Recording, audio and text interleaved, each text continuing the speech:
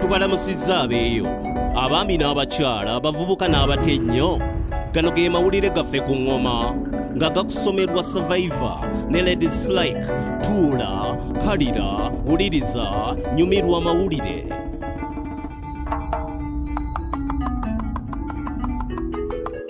Ebbula ly'abasawo likosezza nnyo enkola y'amalwaliro mu Uganda nga kw'otadde n'abasawo abangi abasengukidde mu nsi za Bulaaya zinnaggwadda.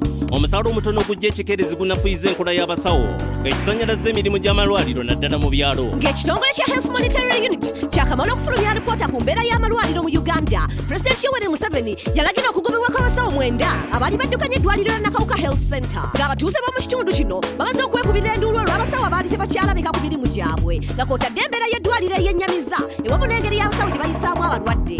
Abakulira amalwaliro ga Kaceera ne Chebe Center 3 bagoberwa okulagajjalira emirimu gyabwe. N'abasawo ababeezi 3 mu ddwaliro lya Kabooko Health Center 3 ne basibamu ebyabwe.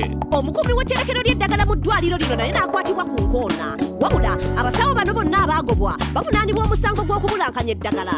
President Museveni yalagira ekitongole kya Health Service Commission okuweereza ttiimu y'abasawo endala era n'asaba bwe kikwatako okukola ku basawo abaavunaanibwa ng'amateeka bwe galagira. N'abasawo b'amagye ga Uganda ne basindikibwa mu kitundu okuwa obujjanjabi obw'akaseera. Obwegugu ng'era bwabalukawo mu disitulikiti ya Bugiri olw'ebbula ly'ebikozesebwa mu ddwaliro lya Busoga Health Center 2 eritalina yadde akayumba k'akabuyonjo akamu bwe kati akakyamibwamu. Yadde ekitongole kya Uganda Medical Stores kitendewaliddwa mu kugaba eddagala mu malwaliro.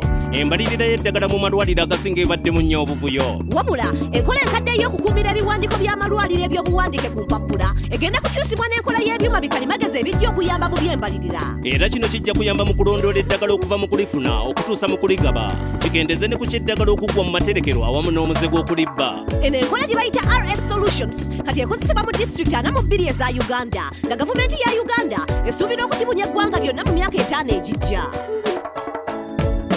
Obuwagizi bw'ekibiina kya African National Congress ekya South Africa bwafuuse bwa luwewere mu kulonda kwa munisipale okwakaggwa okwabaddemu okuvuganya okwakasa mmeeme. Era mu bibuga bya South Africa ebiwerako kino ekibiina kya ANC bakijja omukono mu kibya ne bakikuba n'ebbuso mu kitundu kya ekya Nelson Mandela Bay ne mu kibuga kya Pretoria. Awavudde abalonzi bakinvinvi abakulira ku mulembe gw'obusosoze ogw'abakyeruppe wazzeewo bamusaayi muto abatadde essira ku byenfuna mu kifo kya gyenvuddewo ensi yaabwe. Era abawagizi b'ekibiina kya ANC bangi si bamativu ku bukulembeze bw'ekibiina kino ng'ebyenfuna by'ensi ya South Africa byeyongera okudobonkana mu ngeri etalabwangako nga y'emu ku nsonga lwaki abawagizi ba ANC bangi tebalonze ne basigala mu ggandaalo. Abawagizi b'ekibiina kya ANC abaagana okulonda mu bitundu bye balinamu obuwagizi obw'omuggundu baawa ekibiina kya Democratic Alliance akaaganya okwerisa enkuuli mu bino ebitundu. Kino ekibiina ky'abakyeruppe kyava mu kya Progressive Party ekyalwanyisa obusosoze naye nga bakungu ba ANC bakiyita kibiina ky'abazungu nga baddugavu z'emperekeze yadde nga kyalonda mwami Musimi Yamane ng'omukulembeze wakyo omuddugavu asoose omwaka oguyise. Wabula President Zuma naye akoze ogugwe ogw'okwonoona erinnya ly'ekibiina ng'akola ogwagadde bengalye nga bwe kyeyongera okwenyika mu mbeera y'obuvuyo n'effugabbi obulyaka awamu n'enkwe. Era mu Apuli w'omwaka guno President Jacob Zuma yasumatuka ogw'okumujja mu ntebe y'obufuzi oluvannyuma lw'okunyoomoola kkooti ng'emulagidde okuzza obukadde 16 obwa ddoola ze yali asaasaanyiriza mu kulongosa n'okuddaabirizaemu ku nnyumba ze ez'omu kyalo Lugogoma. Kino ekibiina ky'abazira Namige kati kimanyiddwa ng'ekibiina ky'abakenuzi geregere era nga yadde kikyalina obuwagizi mu byalo obutakkaanya bukirira munda nga musege.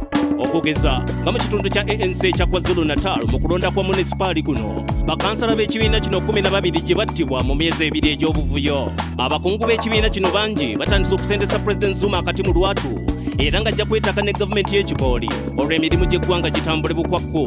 Bakaddugala b'omu kibuga bakoze omulimu munene nnyo okuteeka ekibiina kya ANC ku maviivi kubanga tebakyalonda okusinziira ku mawanga wabula ku mbeera y'ebyenfuna by'ensi. Obumenyi mu amateeka ku mutimbagano bukutte wansi ne waggulu. Omusasi waffe MC Loe katuwa ebisingako. Olutalo lw'ebikolobero ku mutimbagano liri butoola mu Afirika ng'era aba Interpol bakutte omusajja mu Port Harcourt mu Nigeria. Ono omusajja ow'emyaka 4 amanyiddwa nga Mike ali mabega w'obumenyi bw'amateeka ku mutimbagano obwa buli kika. Ono omwami yali akozesa enkola emanyiddwa nga malware okukyankalanya emikutu okubba ewamu n'okukwana abawala n'abakyala naye nga waliyo emisango ebiri eminene musajja mukulu gy'avunaanibwa ng'ogw'omu gumanyiddwa nga payment diversion fraud gwe gukwata ku nsonga y'okuyigira mu email y'omusuubuzi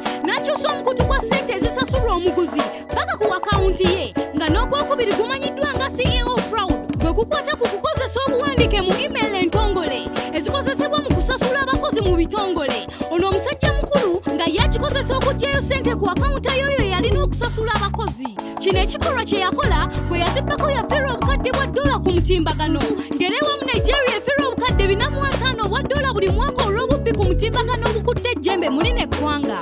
Ne Nigeria si yensi yokka eyafiirwa. Mike yali alina omukutu gw'ogutuuka mu Australia, South Africa, Thailand, India, Malaysia, America, Canada paka Romania. Ono omusajja mukulu yavunaanibwa omusango gw'okubba ssente ng'akozesa olukujjukujju n'okwefuula ky'atali. Okumweyimirira n'obutamweyimirira bye bibali ku mimwa, ewamu n'okunoonyereza okukyagenda mu maaso mugana amawanga agamuvunaana.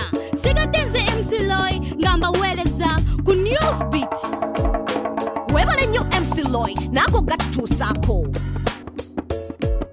Okwekalakaasa kuzzeemu nate mu Ethiopia.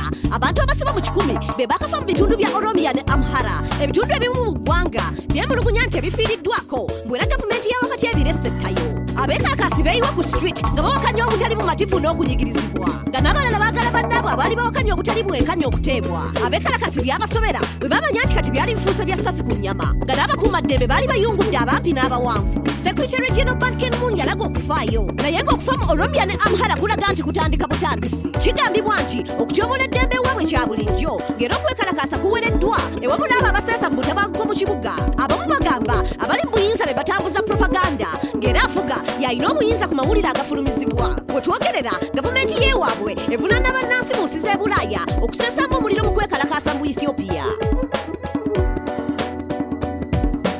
Ago ge gabadde amawulire gaffe ku ngoma, n'olulala tuloolindirira amawulire amalala agookya.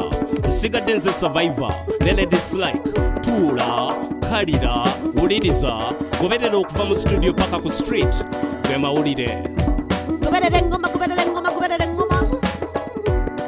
Goberera engoma. Goberera engoma, goberera engoma, goberera engoma. Goberera engoma.